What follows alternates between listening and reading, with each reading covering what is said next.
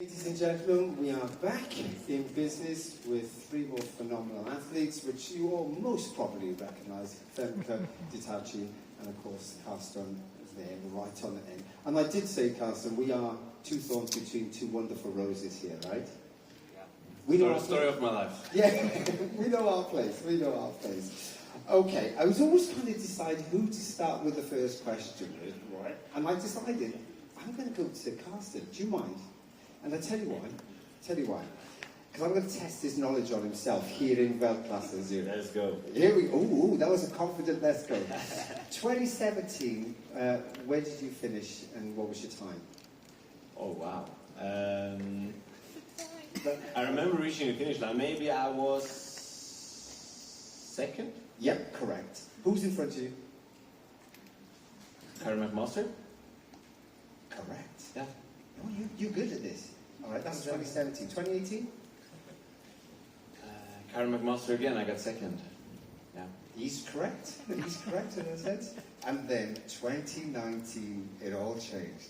Yeah, then I won. Yes. Yeah. And you set a big record, and I think, off the top of my head, that was most probably your first time sub 47. Yeah, 46.92 if I'm not wrong. Yeah. You're very It was good. Yeah, it was good. I remember that one. You remember that? Very well. You remember well. And you know, I mentioned that because outside of Oslo, Zürich here in Weltklasse is the most places outside of major championships you've gone under 47 seconds.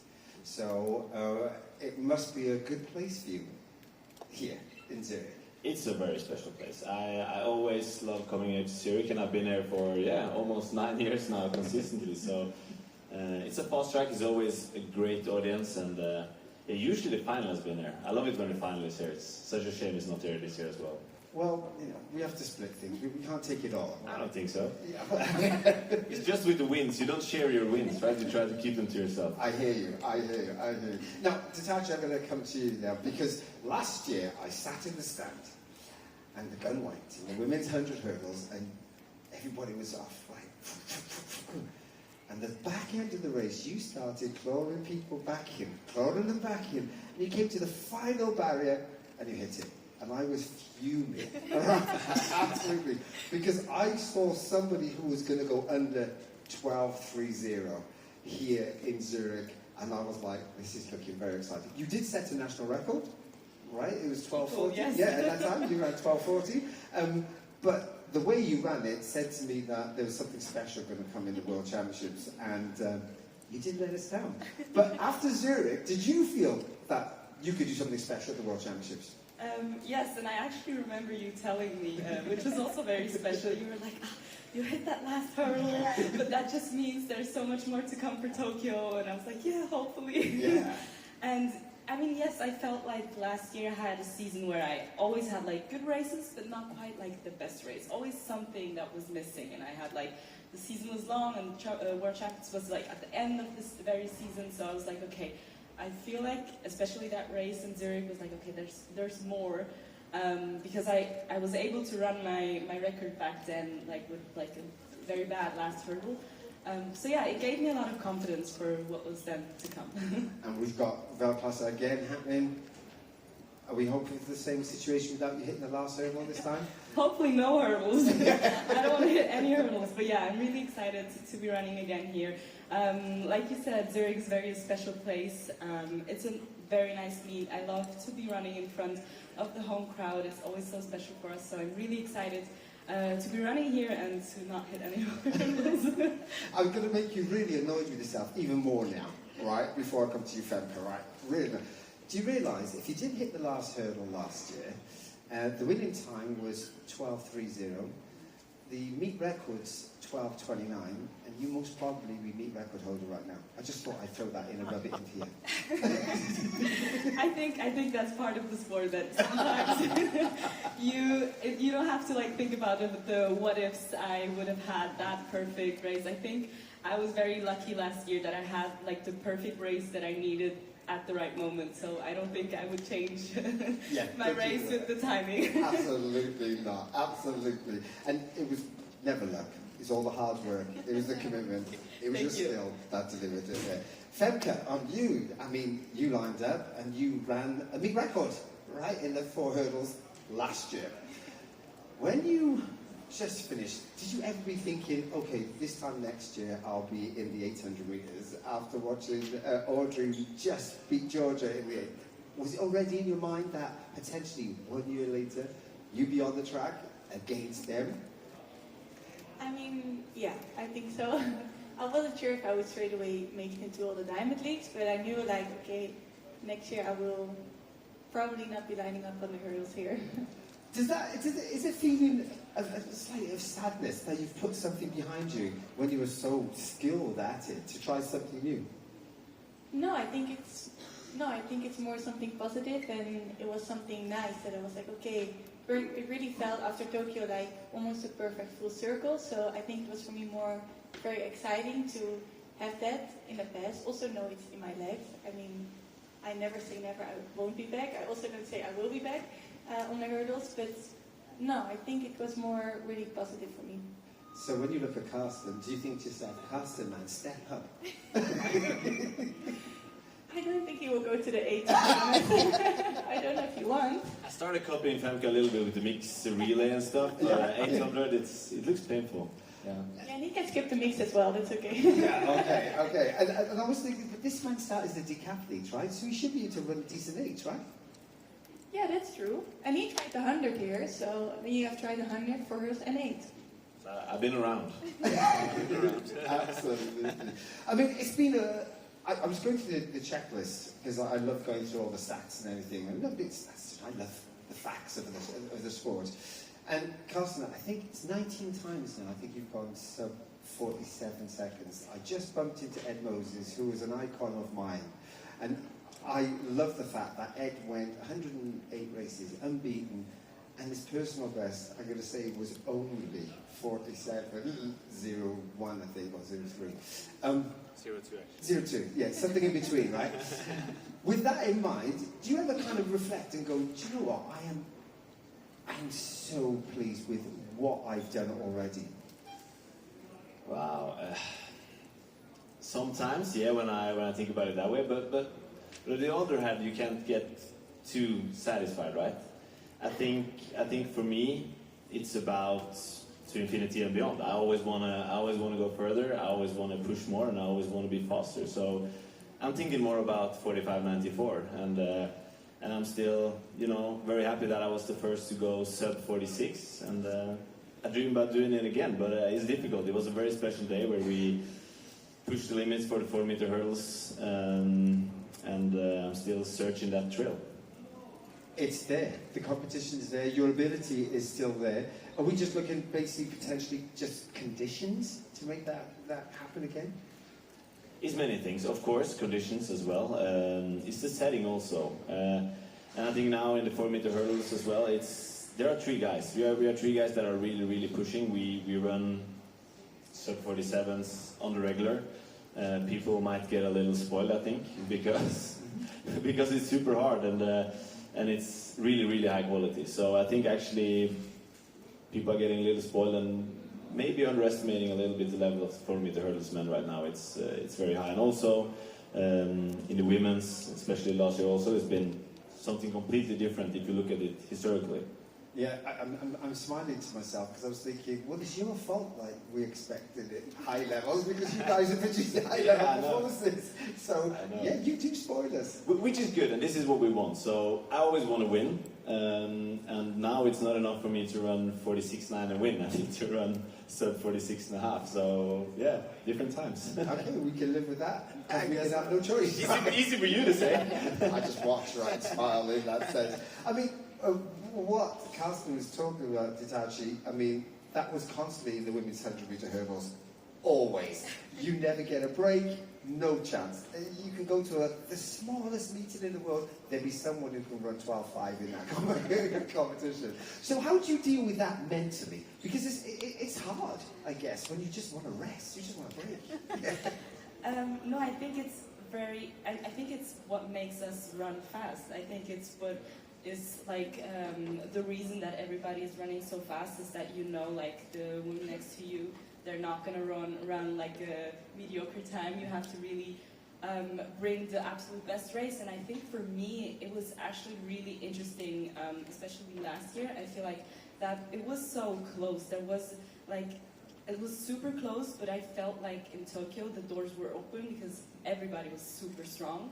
And I think that gave me a bit of the confidence, like everybody's super strong, everybody can run super fast, so I can also be the one to win in Tokyo. And I think every year after is also you just have to be like pushing yourself because you know it's going fast, and you know if you want to go in front, you just have to be like, yeah, on your best. On your best, all the time. Yeah. I mean, Femke, that's the same story with you now. Of course, we're watching the women's 800 meters. Everybody's watching with bated breath. Who's going to take this race? Who's going to? What position they're going to be at the bell, etc., etc. When you're one of the main players now in that 800 meters, how do you approach that race now? I'm just checking that none of your opponents are in the room first of all, before you let out some of your secrets. I think we're all good. But yeah, how do you kind of approach that in yourself mentally before any big race?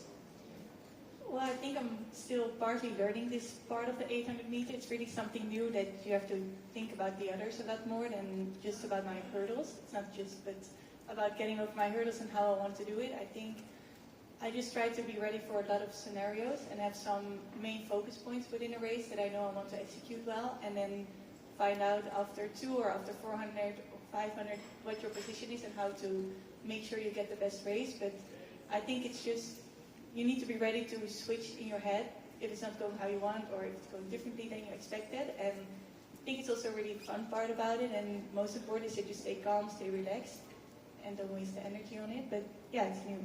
It's a full, to me, like 800 meters, both men and women, it's like a full speed chess game, right? You don't know what's happening, somebody's going to make a move and you've got to be always ready to respond to that move.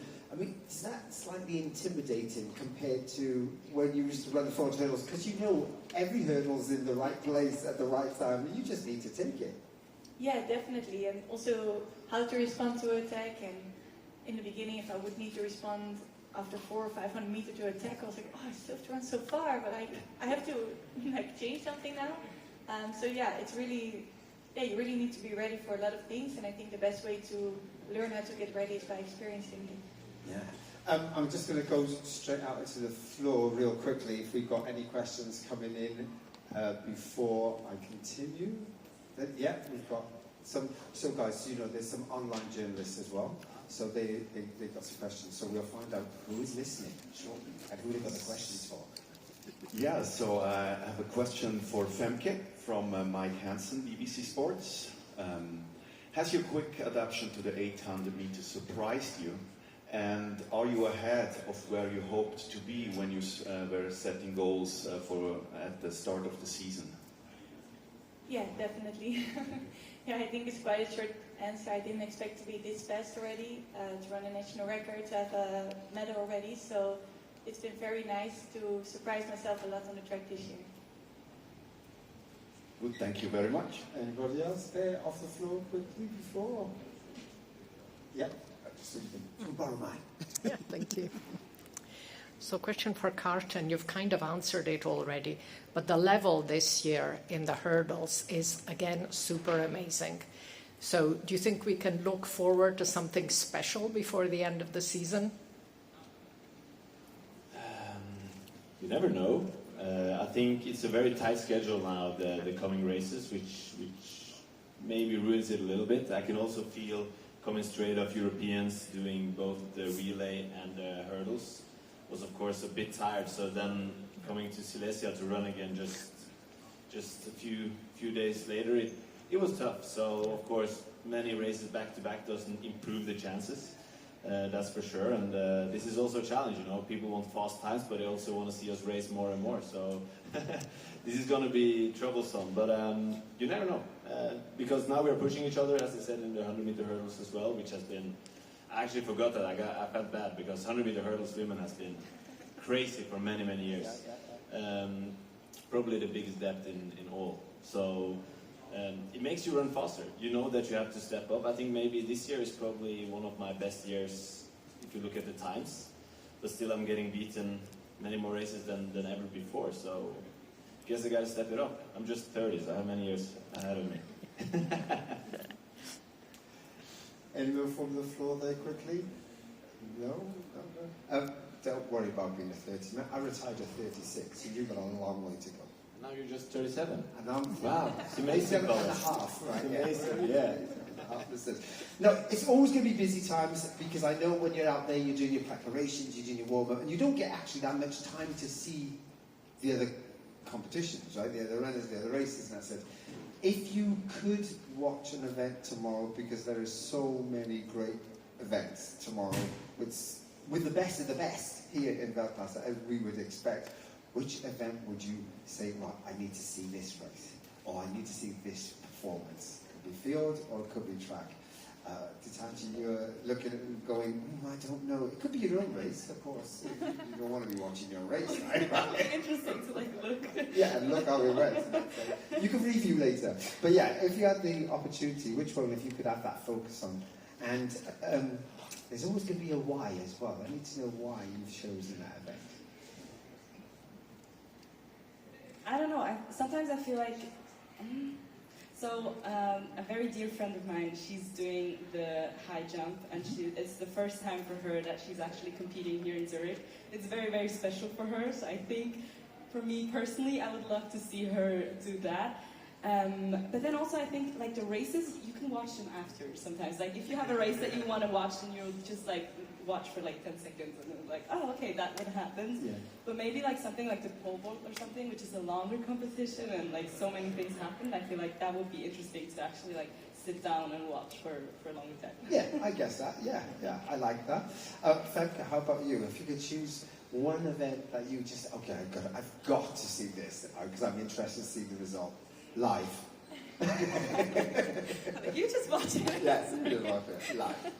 Yeah, I think I would choose the 400 hurdles. There's men and women, so I can watch both, and still has a special place in my heart. So I will love to see, of course, Karsten's race will be tight, but also the women's, it's special to watch. Absolutely, I get that. Karsten, come on.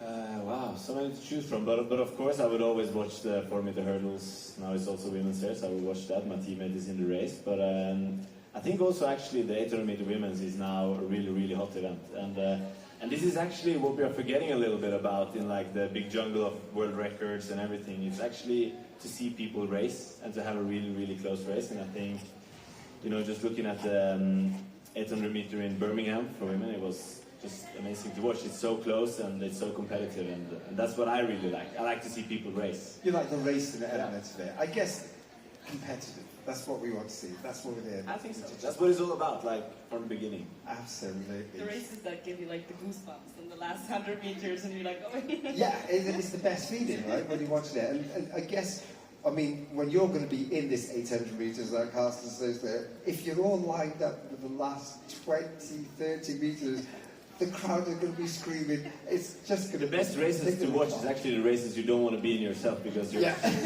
nervous as shit. Yeah. That is true. Yeah. It's absolutely true. But like you say, Weltklasse Zurich, it's about world-class performances, and we're guaranteed, I mean literally guaranteed, we're going to get that all across the board. So I'm really excited. I've had a wonderful opportunity to talk to you guys, so thank you for spending a bit of time.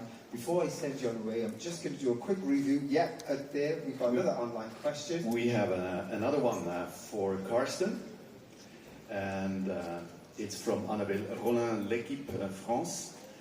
Alison has come on top of you in recent meetings, and how do you assess the balance between you at the moment, and what do you think it will take to beat him again? It's a good question. Hate to answer it, obviously, but no, I'm joking. He's been really, really good this season, and beat me on all occasions. He's actually been super close, most of them. Just 900s now in Poland, and you know what it's going to take. It's a fast race, obviously, and I think we really push each other. He's faster this year, and you can see it in his times as well. So I guess to beat him, I just need to run faster than him. I know it's a boring answer, but I don't know what he's going to show up with. But I guess it's going to be a close one. It's plain and simple. Run faster. Yeah, it is, yeah. Just what we said, that's what it's all about. Make it easy for yourself. And make no mistakes. Yes. Absolutely. Of course. Don't think that. Yeah, we're not thinking of that. That was last year, man. It's gone. It's out of our head, out of our system. Guys, it has absolutely been fantastic that you spent a bit of time with us and been so insightful and honest with your performances. I wish you all the very best. I've got a very easy job tomorrow because I'll be just sitting in the stand watching and applauding. So, Not a yeah. comeback. No comebacks, not a 37 and a half. What a shame. Yeah, honestly. Brilliant stuff. If there's any one-on-ones, I'm pretty sure you've got them all booked.